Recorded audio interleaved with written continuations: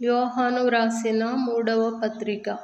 పెద్దనైన నేను సత్యమును బట్టి ప్రేమించు ప్రియుడైన గాయునకు శుభమని చెప్పి వ్రాయునది.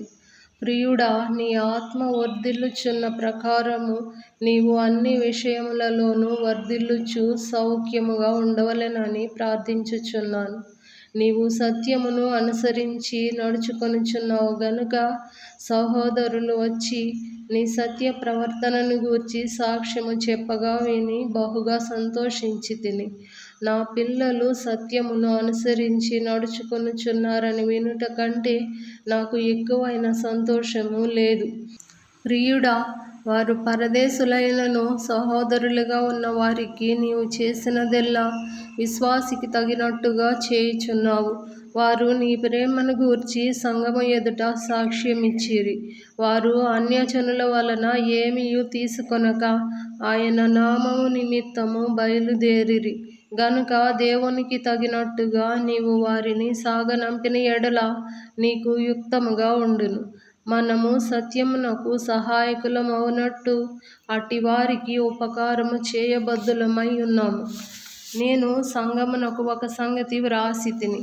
అయితే వారిలో ప్రధానత్వము కోరుచున్న దియోత్రెఫే మమ్మను అంగీకరించుటలేదు. వాడు మమ్మను గూర్చి చెడ్డ మాటలు వదరుచు అది చాలనట్టుగా సహోదరులను తానే చేర్చుకొనక వారిని చేర్చుకొన మనసు గల వారిని కూడా ఆటంకపరచుచు సంఘములో నుండి వారిని వెలివేయుచున్నాడు.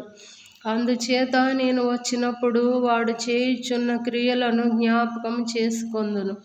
ప్రియుడా, చెడు కార్యమును కాక మంచి కార్యమును అనుసరించి నడుచుకొనుము. మేలు చేయువాడు దేవుని సంబంధి, కీడు చేయువాడు దేవుని చూచినవాడు కాడు. దేమేత్రియు అందరి వలనను సత్యము వలనను మంచి సాక్ష్యము పొందినవాడు. మేము కూడా అతనికి సాక్ష్యమిచ్చుచున్నాము. మా సాక్ష్యము సత్యమైనదని నీవెరుగుదువు. అనేక సంగతులు నీకు వ్రాయవలసి ఉన్నది గాని సిరాతోనూ కలముతోనూ నీకు వ్రాయ నాకు ఇష్టము లేదు. శీఘ్రముగా నిన్ను చూడ నిరీక్షించుచున్నాను. అప్పుడు ముఖాముఖిగా మాటలాడుకొనిదము. నీకు సమాధానము కలుగునుగాక. మన స్నేహితులు నీకు వందనములు చెప్పుచున్నారు. నీ యొద్దనున్న స్నేహితులకు పేరు పేరు వరుసను వందనములు చెప్పుము.